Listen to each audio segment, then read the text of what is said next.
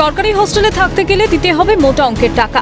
এমনই অভিযোগে পুরোপুরি তালা ঝুলে যায় দুটি হোস্টেলে। পিছিয়ে পড়া পড়ুয়াদের কথা মাথায় রেখে 2015 সালে জঙ্গলমহলে খারবন্ধি এসসি হাই স্কুলে হোস্টেল নির্মাণ করা হয়। 2016 সালে সেই হোস্টেল পড়ুয়াদের উদ্দেশ্যে খুলে দেওয়া হলেও কয়েকদিনের মধ্যেই বন্ধ হয়ে যায়।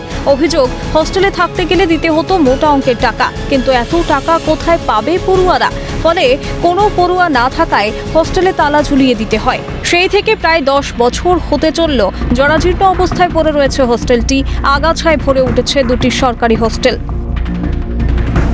শুনেছিলাম আমি কিছু পয়সা ডোনেট না করলে ওদেরকে এখানে মোটামুটি মিল বাবদ কিছু পয়সা দিতে হবে, দিলে অ্যাডমিশন হবে, তবে যে হোস্টেল চলবে। সরকারি হোস্টেল, সরকারি হোস্টেল। এবং যারা এখানে মানে এই অধ্যয়ন করাচ্ছেন শিক্ষক মণ্ডলী, তারাও সেরকম নিচ্ছে না, স্টেপ নিচ্ছে না। আমরা শুনছিলাম যে গার্লস স্কুলের মোটামুটি পয়সা লাগবে, তবে ভর্তি হবে আর কি, পয়সা দিলে ভর্তি হবে, সেই হিসাবে হয়তো ছাত্রছাত্রী আসছে সেই জন্য। হোস্টেল সংস্কারের জন্য ঊর্ধ্বতন কর্তৃপক্ষকে জানানো হয়েছে, কিন্তু সংস্কারের ব্যাপারে সরকার উদ্যোগ নেয়নি বলে ক্ষোভ প্রকাশ স্কুলের প্রধান শিক্ষকের। ছাত্রীনিবাসটার যে থাকবার ব্যবস্থা, তার বেশ কিছু জিনিস খারাপ হয়ে গেছে, সেগুলো মেরামত না করলে থাকার উপযুক্ত হবে না। কিন্তু সেই মেরামতের কাজ সরকারি তরফে সেটা করা হয়নি। এগুলোতে প্রত্যেক বছর দুবার করে আমাদের রিপোর্টিং করতে হয়। ডিআইয়ের মাধ্যমে আমরা রিপোর্টিংগুলো করি, প্রত্যেক বছরের রিপোর্টিং করা। স্কুলের হোস্টেল খোলার জন্য সমস্ত ব্যবস্থা নেওয়ার আশ্বাস স্কুল কমিটির সভাপতির। জরাজীর্ণ অবস্থা মানে হোস্টেলের কাঠামো ঠিক নাই, আর দ্বিতীয়ত সরকারি কোনো অনুদানও ঠিকঠাক পাওয়া যাচ্ছে না।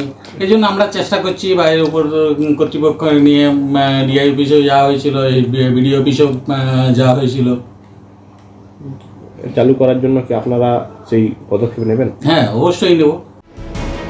সরকারের তরফে অনুমতি মিললেই হোস্টেল চালু হবে বলে জানিয়েছেন স্থানীয় তৃণমূল নেতা।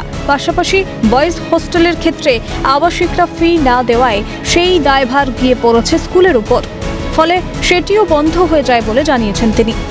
হোস্টেল তৈরি হওয়ার পর থেকে আমরা যখন ফুলফিল কনস্ট্রাকশন হয়ে গেল, তার পরের বছরই আমরা চেষ্টা করেছি যাতে বিশেষ করে ছাত্রীরা, ওখানে ছাত্রীনিবাস তো ওটা, ওখানে যাতে ছাত্রীরা আসে থাকে, আমরা বহু চেষ্টা করেছি, কিন্তু কোনোভাবেই ছাত্রীরা ওখানে এসে থাকেনি।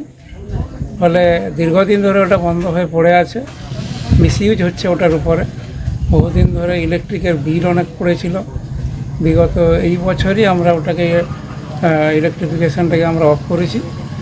তো আমরা চেষ্টা করেছি অনেকবার, কিন্তু যদি অন্য কোনোভাবে সেটাকে চালানো যায়, যদি সরকারের পক্ষ থেকে কোনো আমাদের কাছে কোনো ইনস্ট্রাকশান আসে, এক হচ্ছে যে জবের থেকে গ্র্যান্টের টাকা ডাইরেক্ট স্টুডেন্টদের অ্যাকাউন্টে আসতে শুরু করলো, সেদিন থেকে স্টুডেন্টরা তাদের পয়সা অ্যাকাউন্ট থেকে তুলে জমা করেনি। 1 বছর ধরে হোস্টেল চালানো হয়েছে স্কুল ফান্ড থেকে, সেই 1 বছরের টাকা স্টুডেন্টরা কিন্তু তুলে স্কুল কর্তৃপক্ষকে দেয়নি, ফলে আস্তে আস্তে করে বন্ধ হয়ে গেছে।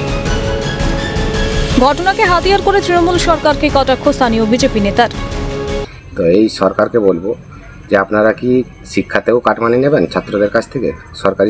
সরকারি স্কুল থেকে আপনারা কেন টাকা নিচ্ছেন? ছেলেদেরকে ভর্তি করতে দিচ্ছেন না, হোস্টেল চালাতে দিচ্ছেন না, তো এই বাড়িগুলো তৈরি করার কি দরকার ছিল? সরকারি হোস্টেলে থাকতে গেলে কেন দিতে হবে মোটা অঙ্কের টাকা? আবার কবেই খুলবে হোস্টেল? সেই দিকেই তাকিয়ে এলাকাবাসী থেকে শুরু করে পড়ুয়ারা। কবে এই ছাত্র নিবাস এবং ছাত্রী নিবাস পুনরায় সংস্কার করা হবে, সুব্যবস্থা করা হবে, এখানে ছাত্ররা এবং ছাত্রীরা থাকবে, তারই দিকে তাকিয়ে রয়েছেন এলাকার সাধারণ মানুষ থেকে শুরু করে পড়ুয়ারা। ঝাড়গ্রাম থেকে বিদেশ বেড়া, ক্যালকাটা নিউজ।